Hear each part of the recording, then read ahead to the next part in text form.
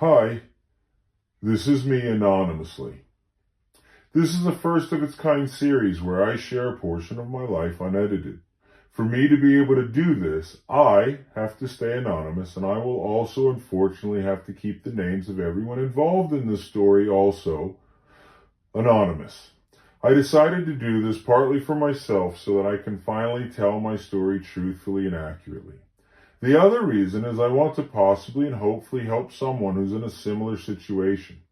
My story is like so many other people's stories. I was young, I was partying my face off, I met a girl, we fell in love, we got married, and then it all fell apart.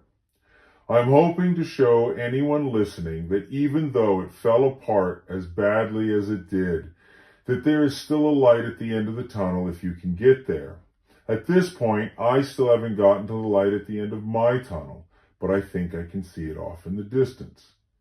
With that being said, hi, this is me, anonymously. So it's now January of 2002.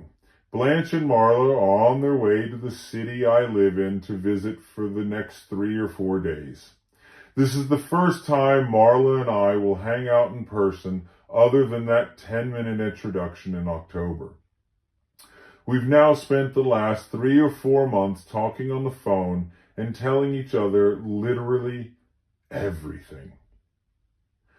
Before I get into the story, I would like to preface that I was a completely different human being in my earlier years. I didn't care what kind of attention I got as long as I got attention. It didn't matter whether it was positive or negative attention. I just wanted so badly to be noticed and seen and heard. I did not care at all how it happened or whether it was good or bad. So Marla called me to let me know they had landed, and we made plans to meet downtown at my favorite bar that I went to almost every single night. I got off work, hopped in my truck, and drove downtown as quickly as possible because I wanted to see her so bad. Once I got downtown, I was looking for parking, and a group of people crossed the street in front of me, and I almost ran them over. As I passed, I realized I'd almost hit Blanche and Marla.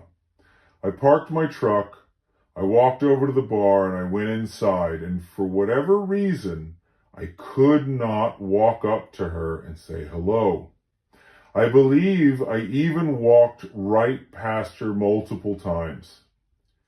She was sitting at a table with Blanche and some other people, and I ended up running into some of my friends, and we stood on opposite sides of the bar. Blanche ended up walking over and asking me if I was ever going to go and talk to Marla because things were obviously quite awkward. I said I'd be over in a minute, and I don't know who did it first, whether she called me or I called her, but talking on the phone was so much more comfortable because that's all we knew. So we talked on the phone on opposite sides of the bar, and we started laughing at each other and ourselves because of how awkward it was, and then we moved a little closer and a little closer and a little closer until we were standing in front of each other. She was the most beautiful woman I've ever seen in my life, and her smile was absolutely amazing. I actually liked her enough not to drink too much that night because I didn't want to do anything that I would regret or say anything that I would regret. She, on the other hand, was so nervous to meet me that she was putting them back that night.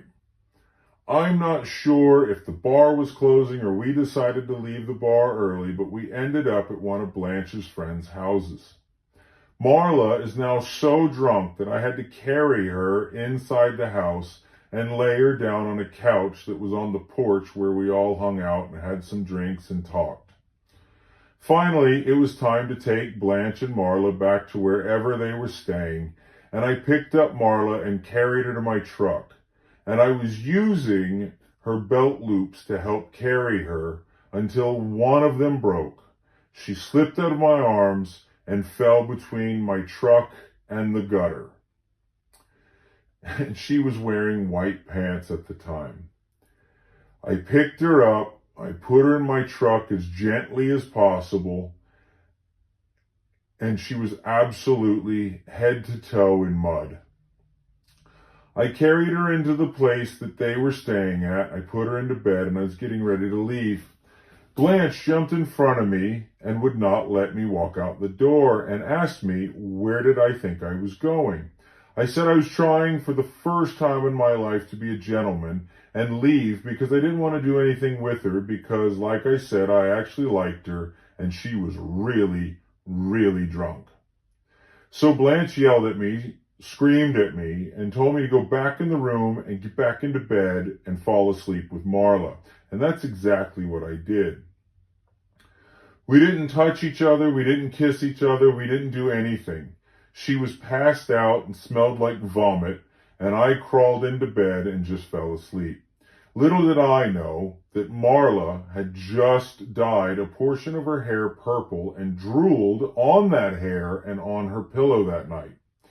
So when she woke up before me, she went to the bathroom and realized that her hair dye had now stained her face. I guess she freaked out before I woke up, had a mini panic attack, and now is laying on that side of her face when I wake up, but she doesn't move. So we talked for a minute. We made some plans for the next night. I hop in my truck.